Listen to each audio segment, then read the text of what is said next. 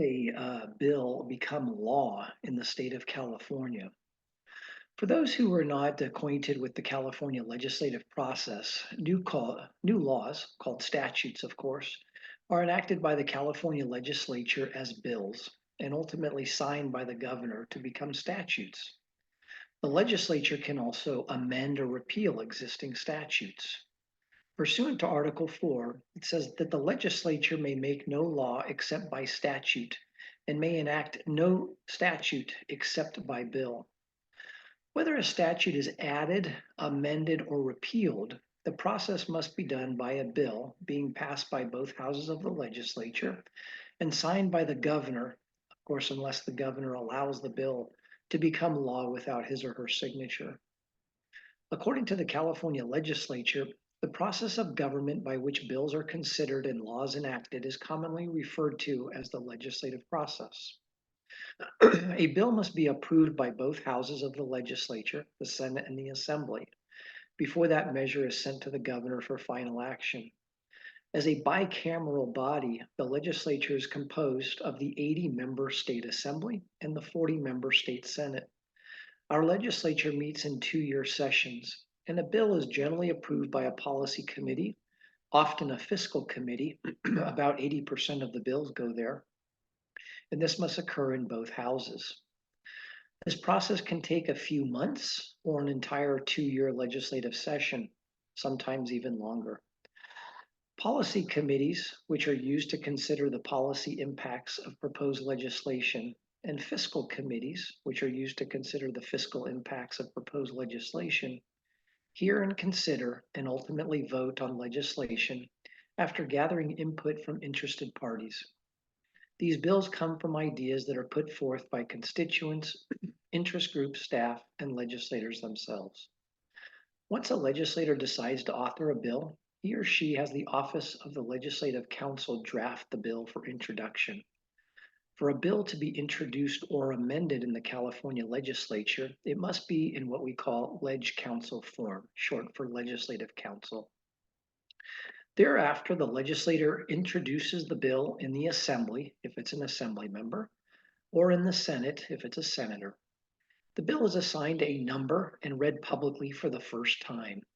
This is the first of 3 required readings. The respective rules committees of the Assembly and Senate will then assign the bill to a standing committee for its consideration.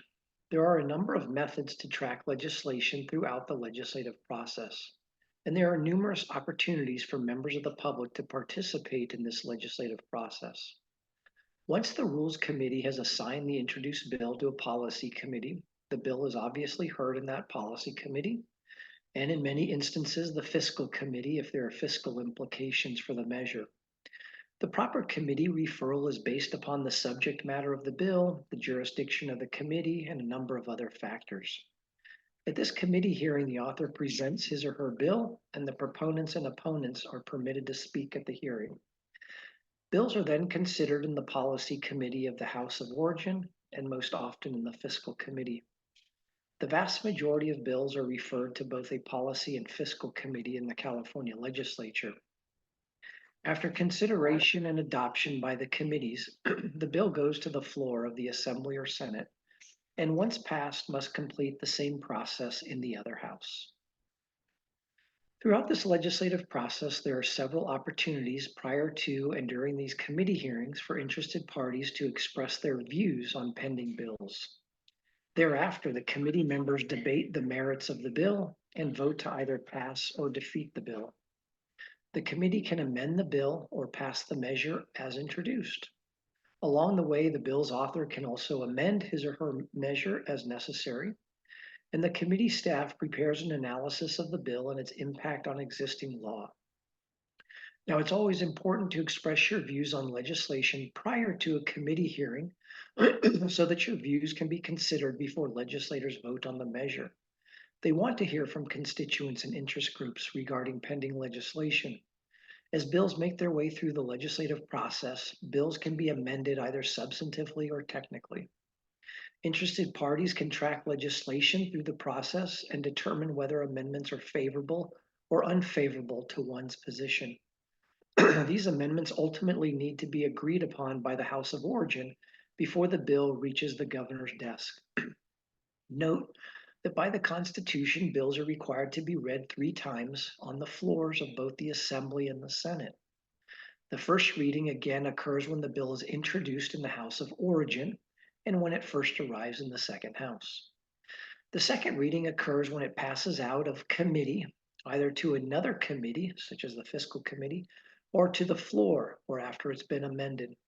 The third reading occurs right before the measure is taken up on the floor for debate and a vote. Again, the same process occurs in the second House that occurred in the first or House of Origin. Policy Committee, Fiscal Committee in most instances, floor debate and vote. Again, if there were any amendments made in the second House, then the bill must return to its House of Origin for a final vote to either accept or reject those amendments. If they are rejected, then a two-house conference committee is convened to resolve the differences. If they're accepted, then the measure goes on to the governor's desk. As a general rule, the governor has 12 days upon which to act on a measure. And roughly 200 to 300 bills each year are subject to this 12-day period of review. This doesn't occur, however, with the large volume of bills that are sent to the governor's desk at the end of the legislative session.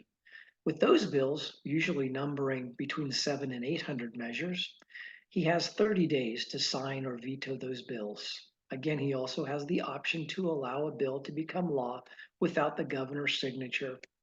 And the final ministerial act is for the Secretary of State to assign a bill a chapter number. Generally, bills take effect on the January 1 following the close of the legislative session, unless it is a bill deemed to take effect immediately, such as budget-related bills, urgency bills, tax levies, and bills calling an election.